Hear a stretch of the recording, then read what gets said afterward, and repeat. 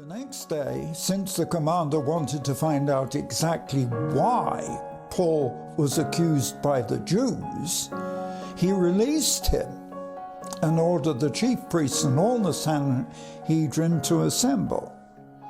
Then he brought Paul and had him stand before them. Chapter 23 comes a little bit further because Paul looked at the Sanhedrin and said, "Brothers, my brothers, I have fulfilled my duty to God in all conscience to this day."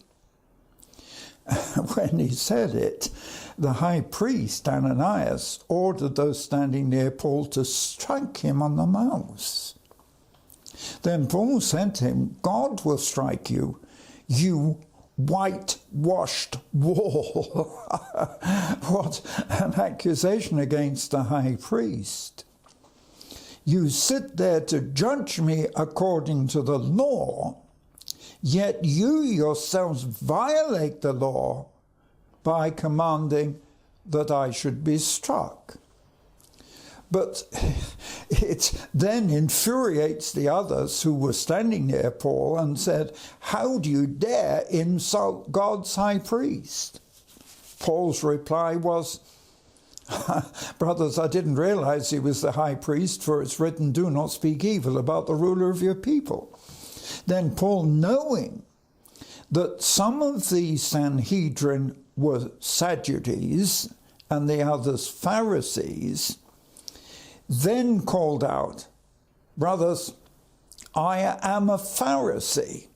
So look at his defense. To the Jew, he's a Jew. To the Romans, he's a Roman citizen.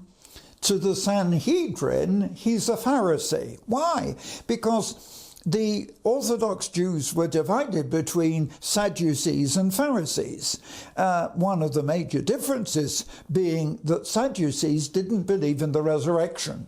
Pharisees did. So, in verse 6, chapter 23, verse 6, Paul, knowing this, that some were Sadducees and the others Pharisees, called out, "Brothers, I'm a Pharisee, the son of a Pharisee." It's quite interesting because he's a Roman citizen, born because he's the son of a Roman citizen. He's a Pharisee because he's the son of a Pharisee. "I stand on trial because of my hope in the resurrection of the dead." Wow! This is the very issue. You see, believers in Jesus Christ know absolutely certainly that Christ rose from the dead and that we will rise with him. But it says here so absolutely, he says, "I stand on trial because of my hope in the resurrection of the dead," which was not only because of his Christian faith, his belief in Jesus as the Messiah, but also because he was a Pharisee. And he immediately, a dispute broke out in the Sanhedrin between the two sides, and the assembly was divided, because the Sadducees say there is no resurrection. They also say there are no angels or spirits, but the Pharisees acknowledged resurrection, angels, and so on. So by the time you come to verse 9, there's a tremendous uproar. And now you had a situation where it says that some of the Pharisees were teachers of the law, and they now entered into the argument, and the whole argument now is over resurrection.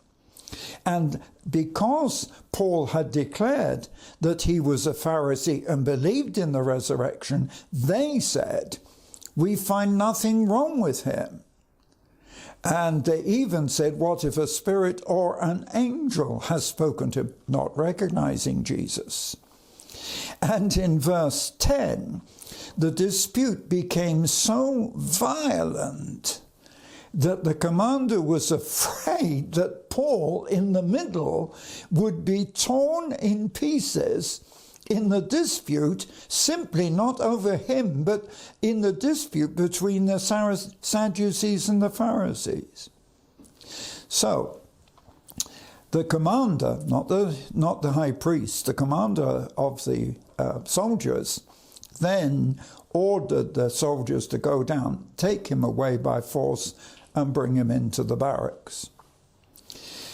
Now we come to verse 11, and it says, "Clearly the following night the Lord stood near Paul and said, 'Take courage. As you have testified about me in Jerusalem, so you must also testify in Rome.'" So when we come to verse 12, now the whole situation gets really serious now. You have to look at this. Because the next morning the Jews formed a conspiracy and bound themselves, this is a group of the Jews, and they bound themselves with an oath not to eat or drink until they'd killed Paul. More than 40 men were involved in this plot. So in verse 14, they went to the chief priests and elders and said, "We've taken a solemn oath not to eat anything until we've killed Paul. Now then, we're asking you and the Sanhedrin to petition the military commander, the Roman commander, to bring Paul before you on the pretext of wanting more accurate information. But we're ready to kill him before he gets here."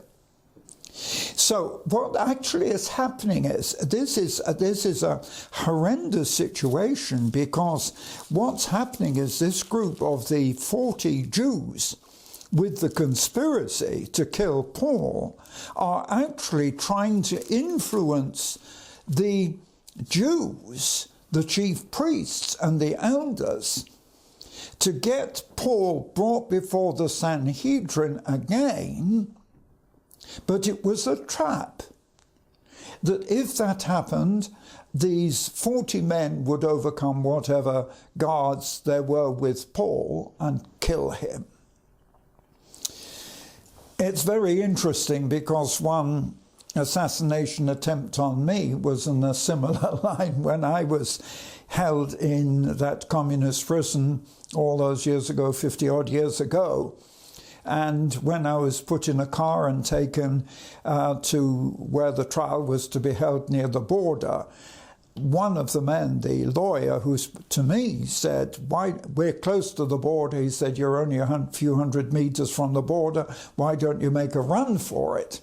And I was tempted. I mean, you are tempted to escape. Well, men are tempted to escape. And only the Holy Spirit stopped me, because I found out that they had a sniper rifle, which they pulled out of the back of the car, intending to shoot me in the back. And it would have solved the problem, because the court the following day would have been told I was shot while trying to escape. So what's happening to Paul is nothing unusual. They'd made a plot. They were going to kill him. But in verse 16, God does intervene. There's no question. Because when Paul's sister's son, his nephew, heard of the plot, he went into the barracks and told Paul. Now, it's amazing that Paul's sister's son was actually able to find out and hear about this plot. And so he goes in, tells Paul, and in verse 17, Paul called one of the centurions and said, "Take this young man to the garrison commander. He's something to tell him." So he took him to the commander, and the centurion said, "Paul, this prisoner that we're holding, sent for me, asked me to bring this young man to you because he has something to tell you." And in verse 19, the commander took the young man, drew him aside, and said, "What is it you have to tell me?" And in verse 20, this wonderful son of Paul's sister says The Jews have agreed to ask you to bring Paul back before the Sanhedrin tomorrow on the pretext of wanting more accurate information.